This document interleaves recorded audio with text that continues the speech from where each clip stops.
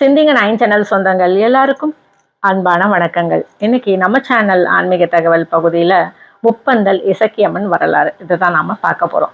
இசக்கியம்மன் அப்படின்னும் போது எல்லாருக்குமே முப்பந்தல் இசக்கியம்மன் ஞாபகத்துக்கு வருவாங்க. அவங்க மட்டும் கிடையாது, நிறைய இசக்கிகள் இருக்காங்க. இந்த இசக்கிகள்லாம் யாரு, இவங்களுடைய வேலை என்னன்றதை நான் தனியாக ஒரு பதிவு தரேன். இன்னைக்கு நாம இசக்கியம்மனை பத்தி நம்ம பார்த்துடலாம். அதாவது முப்பந்தல் அப்படிங்கிற பெயர் எப்படி வந்தது அப்படின்னா, பழங்காலத்துல இந்த சேர சோழ பாண்டியர்கள் காலத்துல இந்த மன்னர்களுக்குள்ள ஏதாவது பிரச்சனைகள் வருது அப்படின்னும் போது இந்த அவ்வை பாட்டி இருக்காங்க இல்லையா, இந்த அவ்வை பாட்டி என்ன பண்ணுவாங்க, மன்னர்களை வந்து சமாதானப்படுத்துறதுக்கு போவாங்க, பேசுவாங்க. அவ்வை பாட்டிக்கு மன்னர்களோட, அரசர்களோட, புலவர்களோட, கவிஞர்களோட நல்ல ஒரு நட்பு அப்படின்றது இருந்தது. அதனால அவ்வை பாட்டி எதை சொன்னாலுமே யாருமே அதை தட்டி கழிக்கவே மாட்டாங்க. நீங்க சொன்னா சரியா இருக்கும் அப்படின்னு எடுத்துப்பாங்க. அந்த மாதிரி இந்த சேர சோழ பாண்டியர்களுக்குள்ள ஒரு நாள் பிரச்சனை அப்படின்றது வருது. இந்த பிரச்சனை நீடிச்சுக்கிட்டே போச்சுன்னா நாட்டுக்கும் நாட்டு மக்களுக்கும் நல்லதில்லை அப்படின்றத உணர்ந்து இந்த அவ்வை பாட்டி அந்த 3 அரசர்களுக்கும் நல்ல விஷயங்களை சமாதானமாக எடுத்து சொல்றாங்க. ஆனா அவங்க கேட்க மாட்டேங்கிறாங்க. சரி, இவங்களுக்கு இப்படி சொன்னா சரியா வராது அப்படின்னு அவங்கள நம்ம இடத்துக்கு வர வச்சு நம்ம பேசலாம் அப்படின்னு என்ன பண்றாங்க, அவ்வை பாட்டி அரசர்களை ஒரு இடத்துக்கு கூப்பிடுறாங்க. அங்க கூப்பிட்டு அவங்கள அமர்த்தி பேசுறதுக்கு ஏதுவாக பந்தல் ஒன்று போடுறாங்க. அந்த பந்தலுக்கு கீழே அந்த 3 அரசர்களையும் அமர்த்தி அவங்களுக்கு தாகத்துக்கு தண்ணீர், மோர் இதெல்லாம் கொடுத்து, உணவெல்லாம் கொடுத்து, பாட்டியினுடைய அறிவுரைகளையும் அவங்க தராங்க. அந்த மாதிரி சூழல்ல அவங்களால எதையுமே மறுக்க முடியல. நீங்க சொல்றது எல்லாமே கரெக்ட் தான் அப்படின்னு அந்த அரசர்களும் எடுத்துக்கிறாங்க. அதற்கு பிறகு அந்த 3 அரசர்களும் நல்லா ஒற்றுமையோட நாட்டை ஆண்டதாக நம்மலாம் வந்து படிச்சிருக்கோம். பெரியவங்களும் நமக்கு சொல்லியிருக்காங்க. இப்படி இந்த 3 அரசர்களையும் ஒரு இடத்துல பந்தல் போட்டு அமர்த்தி பேசிய அந்த ஒரு இடம் இன்னைக்கு முப்பந்தல் அப்படின்னு நம்ம சொல்லிக்கிட்டு இருக்கோம். இப்படி இந்த முப்பந்தல் அப்படிங்கிற இந்த ஊர்ல பிரபலமான ஒரு சுவாமி அப்படின்னா இந்த இசக்கியம்மன் சுவாமி தான். இசக்கியம்மன் வரலாறு நிறைய விதங்கள்ல சொல்லப்பட்டிருக்கு. இந்த இசக்கியம்மன் அப்படின்னும் பொழுது இவங்க வந்து ஒரு தேவதை அப்படின்னு, அதாவது கிராம தேவதை அப்படின்னு நம்ம சொல்லலாம். பழங்காலத்துல தாசி குல பெண் ஒருத்தி இருக்கா. அவளுக்கு 2 குழந்தைகள், ஆண் குழந்தை ஒன்று, பெண் குழந்தை ஒன்று. பெண் குழந்தையினுடைய பெயர் லக்ஷ்மி. அவ்வளவு லட்சணமாக, அவ்வளோ அழகா, நிறைய திறமைகளோட வளர்ந்தா.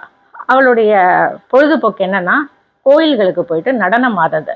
இந்த நடனத்தையும் அவளுடைய அழகையும் பார்த்து வேலவன் அப்படிங்கிற ஒரு பணக்காரர் மயங்குறாரு.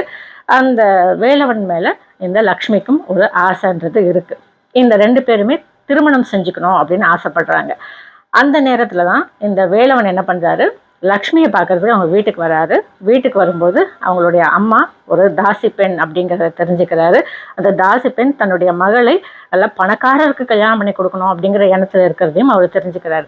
தன்னுடைய வசதியையும் அந்த தாசி பெண்ணுக்கு எடுத்து சொல்றாரு. இப்படியே சொல்லிக்கிட்டே இருந்தீங்கன்னா எப்படி, உங்களுடைய நகைகள், பணங்கள் இதையெல்லாம் வந்து லக்ஷ்மிக்கு கொடுத்து நீங்க அழகு பார்க்கலாமே, இந்த நகைகள்லாம் லக்ஷ்மிக்கு போட்டு அழகு பார்க்கலாமே அப்படின்னு நினைக்கும் போது அந்த லக்ஷ்மிக்கு அத்தனை நகைகளையும் அந்த வேலவன் கொடுக்குறாரு. அந்த லக்ஷ்மியும் அதெல்லாம் போட்டுக்கிறா. ஆனா விருப்பமே இல்லாமல் போட்டுக்கிறா. இப்படியே போய்கிட்டே இருக்கு. ஒரு கட்டத்துல வேலவன் கிட்ட அத்தனை நகையும் பணமும் தீர்ந்து போகுது. அப்படி தீர்ந்து போன ஒரு சமயத்துல மீண்டும் லக்ஷ்மியை பார்க்கறதுக்கு வரும்போது அந்த தாசி பெண் வேலவனை உள்ளவே சேர்க்க மாட்டேங்கிறா. உன்கிட்ட நகையும் பணமும் தீர்ந்து போச்சு, இதுக்கப்புறம் உன்கிட்ட ஒண்ணுமே இல்லை, என் மகளை கல்யாணம் பண்ணிக்கிற அந்த எண்ணத்தை நீ விட்டுடு அப்படின்னும் போது அவருக்கு ரொம்ப கோபமாயிடுது. உடனே அவர் வீட்டை விட்டு வெளியில போயிடுறாரு. கொஞ்ச நேரத்துல அந்த லக்ஷ்மி வீட்டுக்கு வரும்போது கேட்குறா, என்னம்மா வழக்கமா இந்த நேரத்துக்கெல்லாம் வேலவன் வருவாரே, வரலையா அப்படின்னும் போது அவர் வந்தாருமா, இந்த மாதிரி ஒரு விஷயம் நடந்தது அப்படின்னோடனே அவங்க அம்மாவை திட்டிட்டு அத்தனை நகையும் பணமும் அவருடையது தானே அப்படின்னு சொல்லிட்டு எல்லாத்தையும் எடுத்துக்கிட்டு அந்த வேலவன் பின்னாடியே அவள் வரா. ஒரு காட்டு பகுதிக்குள்ளே போய்கிட்டு இருக்காங்க. அவள் வேலவனை தடுத்து நிறுத்தி சமாதானம் பண்ணுறா. எனக்கு நீங்கள் தான் முக்கியம் அப்படிங்கிறத உணர்த்துறா. அந்த நேரத்தை அவளுடைய அந்த பேச்சு, அவளுடைய அந்த அழுகை அந்த வேலவனை சமாதானப்படுத்துது. 2 பேரும் புதுசாக ஒரு வாழ்க்கையை ஆரம்பிக்கலாம் அப்படின்னு நினைக்கிறாங்க. அந்த பணம், நகை இதையெல்லாம் ஒரு மூட்டையாக கட்டி நடந்து போய்கிட்டே இருக்கிறாங்க. இந்த லக்ஷ்மிக்கு ரொம்ப சோர்வாக இருக்குது. எங்கேயாவது கொஞ்ச நேரம் உட்காரலாம் அப்படின்னு நினைக்கும் போது அங்கே ஒரு பெரிய கள்ளிச்செடி இருக்குது. அந்த கள்ளிச்செடி நிழலில் போய் 2 பேரும் அமர்றாங்க. லக்ஷ்மி அந்த வேலவனுடைய மடி மேலே படுக்கிறா. அந்த நேரத்தில் வேலவனுக்கு தோணுது, இவ என்னதான் இருந்தாலும் ஒரு தாசியனுடைய பெண் தானே, தாசி கிட்ட இருக்கக்கூடிய அந்த நடனம், அவகிட்ட இருக்கக்கூடிய அந்த கலைகள் எல்லாமே இருந்தாலும் அவ தாசியினுடைய பெண் தானே, அந்த எண்ணமும் இவளுக்கு இருக்கத்தானே செய்யும். என்கிட்ட இவ உண்மையா இருப்பான்னு நான் எப்படி நம்புறது? அதனால இன்னொரு முறை இவளை நம்பி நம்ம ஏமாறக்கூடாது அப்படின்னு சொல்லிட்டு என்ன பண்றாரு, பக்கத்துல இருந்த ஒரு பெரிய பாறையை எடுத்து அந்த லக்ஷ்மி தலைமையில போட்டு கொண்டுட்டு அந்த நகையும் பணமும் எடுத்துட்டு அவர் போயிட்டாரு. போயிட்டு அங்க ஒரு குட்டை இருக்கு, அதை தாகத்துக்காக தண்ணீர் குடிக்கலான்னு போகும்போது அங்க பாம்பு தேடி அந்த வேலவன் அங்கேயே இறந்து போயிடுறாரு. கொஞ்ச நேரத்துல லக்ஷ்மியின் வீட்டுல லக்ஷ்மியோடைய அண்ணன் வராரு. வந்து தன்னுடைய தங்கச்சி எங்கன்னு கேட்கும்போது அம்மா நடந்தது எல்லாம் சொல்லும்போது லக்ஷ்மியை தேடி அவங்க அண்ணனும் காட்டுப்பகுதிக்கு வராரு. தன்னுடைய தங்கை இறந்து கிடக்கிறத பாக்குறாரு. இறந்த அந்த நொடியே தானும் அங்கேயே இறந்து போறாரு. இறந்து போயிட்டோன்னே அந்த ஆன்மாக்கள் அங்கிருந்து எழுந்து இடத்த பார்த்து கதறுது, நான் இந்த நிலைமைக்கு ஆளாயிட்டனே, உன்னை நான் சும்மா விட மாட்டேன் அப்படின்னு சொல்லிட்டு அந்த ஆன்மாக்கள் அங்கேயே கதறுது. அப்போ பக்கத்துல ஒரு கள்ளிச்செடி, அந்த கள்ளிச்செடியை பார்த்து அந்த லக்ஷ்மியினுடைய ஆன்மா சொல்லுது, எனக்கு எந்த சாட்சியம் இல்லை அப்படின்னு நினைச்சுதானே நீ வந்து என்னை ஏமாத்திட்டு என்னுடைய நகை பணம் இதெல்லாம் எடுத்துட்டு என்னையும் கொண்டுட்டு நீ போயிட்ட, ஆனா இந்த கள்ளிச்செடி கடைசி வரைக்கும் சாட்சியாக இருக்கும் அப்படின்னு சொல்லிட்டு அந்த ஆன்மாக்கள் கதறுது. அப்போ சிவபெருமான் கிட்ட அந்த ஆன்மாக்கள் போகுது. அந்த கைலாய கதவு இந்த 2 பேருக்காகவும் திறக்குது.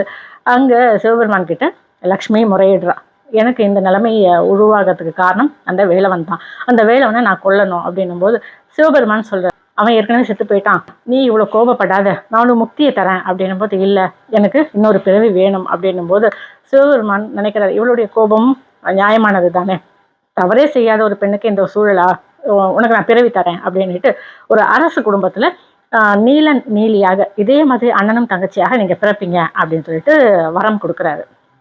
அவங்க பூலோகத்துல ஒரு அரச குடும்பத்துல அண்ணன் தங்கச்சியா பிறவி எடுக்கிறாங்க. அந்த இறந்து போயிட்டான் இல்லையா வேலவன், பாம்பு கடிச்சு இறந்துட்டான் இல்லையா, அவனுக்கும் பிறவி கிடைக்குது. அனந்தன் அப்படிங்கிற பெயரோட ஒரு குடும்பத்துல பிறக்கிறாரு.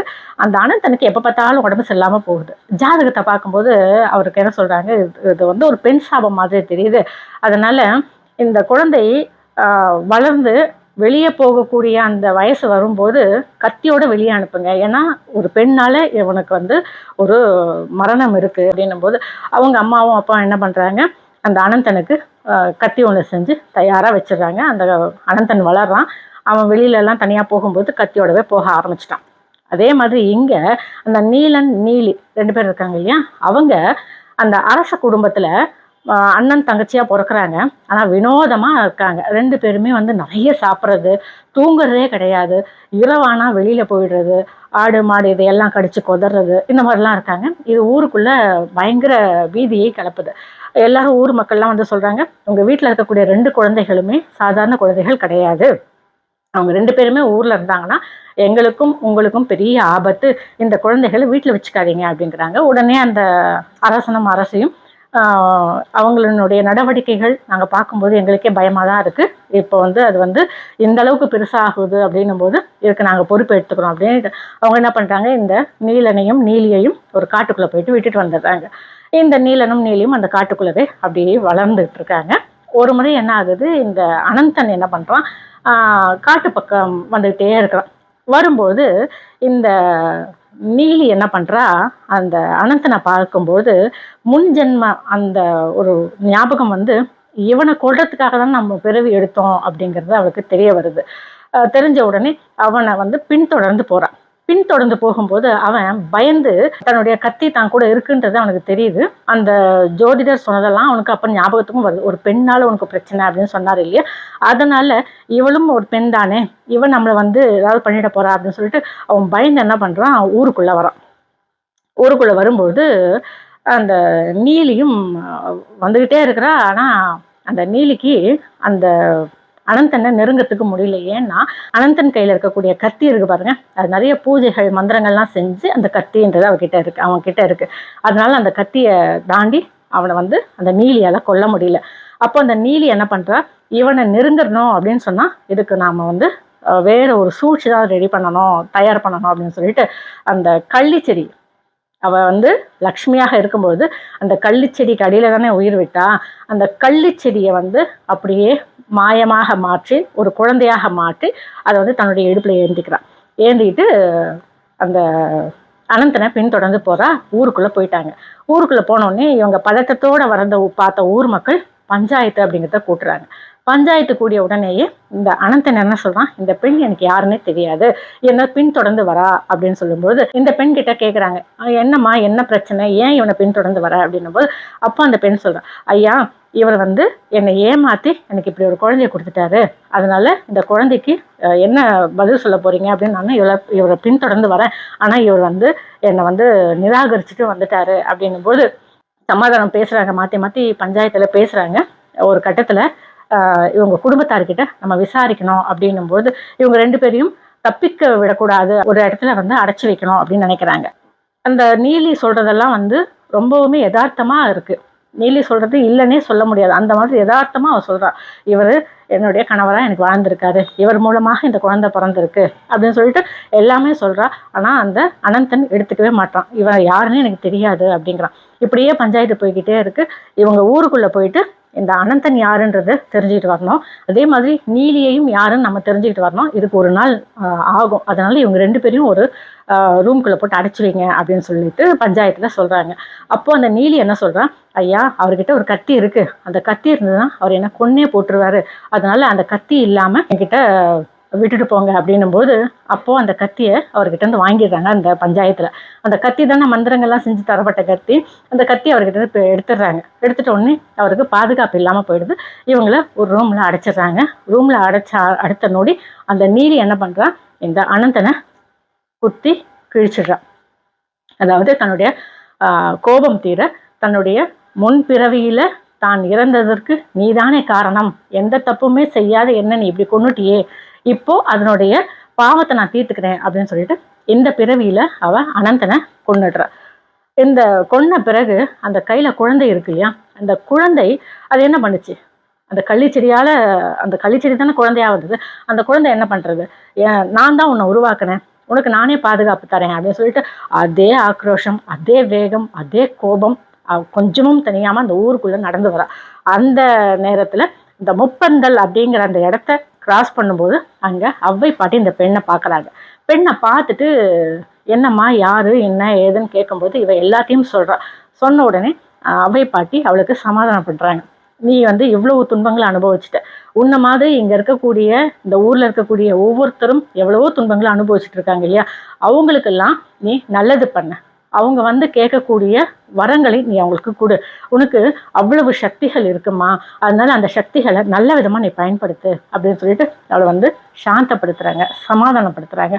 அங்கேயே நீ இருந்து நீ வந்து எல்லாருக்கும் நீ அருள் புரியணும் அப்படின்னு சொல்லிட்டு அந்த அவை பாட்டி கேட்டுக்கொண்டதனுடைய அடிப்படையில அந்த பெண் அங்கேயே இருந்து இன்னைக்கு வரைக்கும் இசக்கியாக எல்லாருக்கும் அருள் புரிஞ்சுக்கிட்டு இருக்கா, தன்னுடைய கையில குழந்தையோட. அந்த குழந்தை கள்ளிச்செடியால செஞ்ச குழந்தை. அந்த கள்ளிச்செடி எப்படி வந்து முள்ளு முள்ளா இருக்கோ அதே மாதிரி நம்ம குடும்பத்தில் இருக்கக்கூடிய அத்தனை துன்பங்களும், முள்ளு முள்ளா குத்தக்கூடிய துன்பங்கள் அத்தனையும் அந்த குழந்தையை நமக்கு சரி பண்ணி கொடுக்கும். நம்ம மனசுல எவ்வளவு ஆக்ரோஷம், எவ்வளவு கோபம், எவ்வளவு கெட்ட எண்ணங்கள், இது அத்தனையும் சரியாகணும் அப்படின்னு அந்த இசக்கியம்மன் முன்னாடி போய் நீங்க நிற்கும்பொழுது அத்தனையும் அந்த அம்மன் கெட்ட எண்ணங்கள்ல இருந்து வெளியில வர்றதுக்கான ஆசீர்வாதத்தை உங்களுக்கு அம்மன் கொடுப்பாங்க. இது வந்து இசக்கியம்மன் வரலாறு. இந்த இசக்கிகள்னா தேவதைகள், கிராம தேவதைகள், ஊர் தேவதைகள் அப்படின்னு சொல்றோம் இல்லையா, அப்படிதான் இந்த இசக்கியம் கிராமத்துல ஒரு தேவதையாக இருந்து ஆக்ரோஷம் எல்லாம் அடங்கி சமாதானப்படுத்தப்பட்டு எல்லாருக்கும் அருள் புரிய ஆரம்பிச்சா.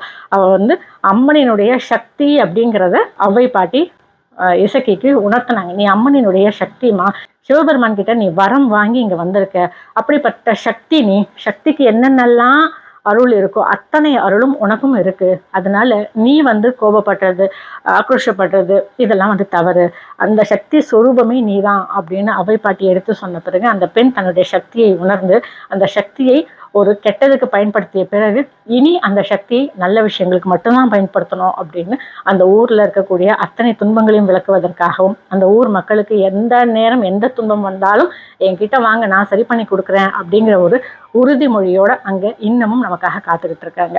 யாருக்கெல்லாம் இசக்கியம்மனை இது வரைக்கும் பார்க்கலையோ, பார்க்கணும்னு இருக்கா, நேரா முப்பந்தல் போங்க, இசக்கியம்மனை பார்த்து வழிபாடு பண்ணுங்க. இது இசக்கியம்மனினுடைய வரலாறு. இன்னைக்கு இந்த தகவல் பயனுள்ள தகவலாக இருக்குன்ற நம்பிக்கை எனக்கு இருக்குது. இந்த சேனலை சப்ஸ்கிரைப் பண்ணுங்கள், ஷேர் பண்ணுங்கள், லைக் பண்ணுங்கள். இதே போல் வேற ஒரு புதிய பதிவோடு சந்திக்கும் வரை வணக்கம்.